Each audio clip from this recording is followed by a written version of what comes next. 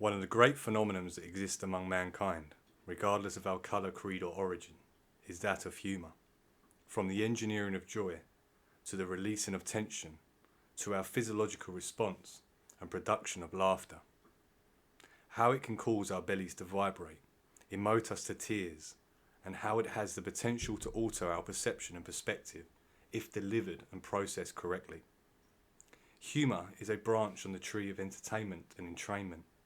From clowns to court jesters, from fools to common dunces. History and literature details folk employed with the task of bringing this uplifting, jovial, imaginative, observational, and oftentimes rather deprecating energy to the highest and lowest of class, from royalty back down to the masses. It will be fair to maybe assume we developed our funny bones before we could describe the feeling of hitting our ulnar nerve. The unifying, therapeutic, diffusing, and transformative properties of shared joy through humour is one of the greatest gifts bestowed among mankind, and is something that plays a large role in adding quality and colour to the canvas of our lives. And for this very reason, perhaps, is why it is sought to be controlled and sterilised in modernity, as many drift away from the senses that can decode humour and understand its close relationship to freedom of expression and pure intention. No matter how much artificial intelligence develops and improves, I still don't think it will ever hold the capacity to deliver a joke beyond that of what you expect when you're a kid. Hey Siri, tell me a joke. Why is the mushroom always invited to parties? Because he's a fun guy.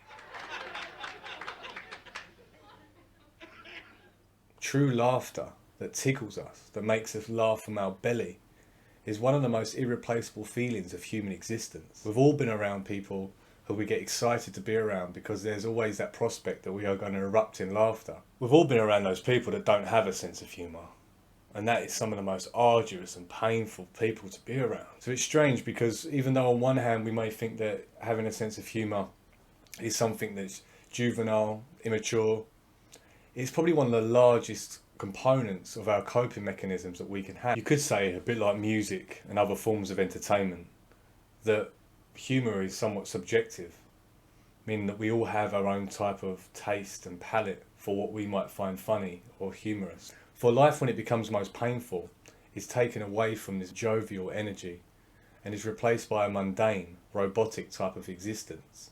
For me, sense of humour is directly related to someone's intelligence.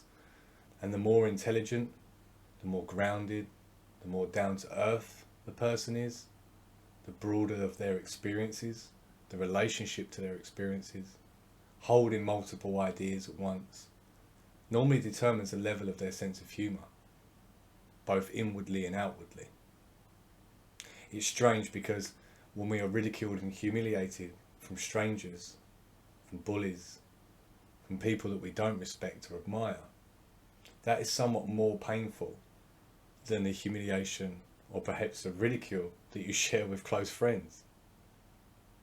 The random stranger on the internet that leaves a hateful comment because they are detached from the responsibility or the delivery of those words in person is somewhat more painful than catching up with your friends on the weekend and you proceed to take the piss out of each other. One is done to take something from the other person. The other is done to enlighten, to embolden, to endear the person they're delivering it to.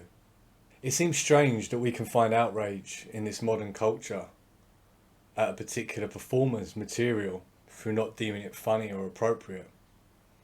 Yet we will never ban the idea of Schadenfreude, and I'm sure I've butchered that, forgive me if I have. The idea that we laugh innately at other people's misfortunes. We watch videos like Jim Fowl videos where someone's trying to squat a weight that's like treble their body weight and the fucking bar falls from underneath them and their knees cave in. And we laugh and then we're disgusted at the same time, but we've already maybe laughed before we've even been disgusted. You can't imagine ever banning that though, right? One of the first forms of humour we encounter as a child is that of slapstick comedy, particularly in animated cartoons, and they also contain elements of Schadenfreude. We chuckle at Bugs Bunny's incessant tormenting of Elmer Fudd, and witnessing Tom's unsuccessful pursuit of Jerry that undoubtedly backfires and involves some level of violence. Whether for aggression, rivalry, or justice-based, it is a mainstay among collective humour. Yet we would not seek to censor or cancel this form of entertainment because on some level everybody understands it. I believe we inherently understand that there is a difference between knowing our audience and imposing our humour onto somebody else. If humour is like music and subjective, then it would be like asking someone who is a classical music fan to entertain and to understand the qualities of heavy metal. They may even be offended, and of course this cuts both ways. Observational humour is under attack in particular because of the overall war on freedom and expression. An individual's ability to offer a perspective under the guise of humour is something that comedy was always celebrated for. Whether it be a jester in times of old, teasing and mocking kings, queens and their subjects, or whether a comic aiming to punch as a critique of the dominant culture. However, in modernity, the hive mind aims to rid any opposition to what is deemed acceptable, leaving only sterile, vapid and vacuous entertainment in its place, aimed to sell to all. Where it gets sticky is that when you pay to go and see a comedy or a particular performer, then the moment you purchase a ticket, you are in transactions to take part in the spectacle that is their performance. There is context, there is pretext, and there is the ultimate intention and notion that you have paid to see a piece of comedy. You know the intention behind what is maybe said is done in jest, is done to elicit a response. Yet, if you was to take the black and white words of that performer, remove all pretext, context and intention, it's very easy to find inappropriateness, crude, humiliating, taboo, stereotypical connotations from it, even though they wasn't there on the initial performance. Any joke we've tried before, or any jive, a piece of humour, an anecdote that we've tried to land before and it fails miserably, you don't want to have to go back to explain the joke. Before the invention of social media platforms, humour was mostly delivered and shared among family, friends, performers and audiences. Now there are mediums as to which people seek to impose their humour on others. These are named after the mythological creatures known as trolls. And trolling is one of the most popular pastimes on the internet. And just like any form of humour, there is some that is tasteful and others rather distasteful. This is being used as means to censor the freedom of usage as well as freedom of speech on the internet itself, as trolls existed before the internet and they will continue to exist after it. Trolling humour has been written about for centuries, but our relationship, it seems, to have been weakened. Developing a sense of humour is a solid component of personal development and plays a major role in developing our interpersonal skills. Not just the ability to be foolish, idiotic or ignorant, but yet to be able to sense humour. It can help us arrive at a more enhanced perspective to perhaps learn to reframe and relate to our own shortcomings, failings and experience with healthy detachment. Humour is a human phenomena.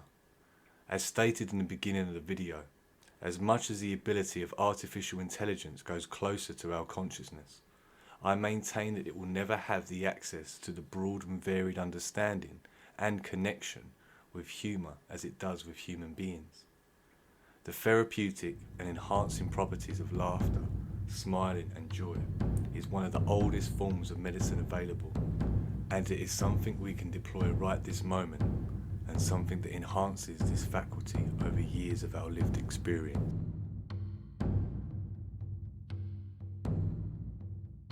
Laugh track shows like Friends, fucking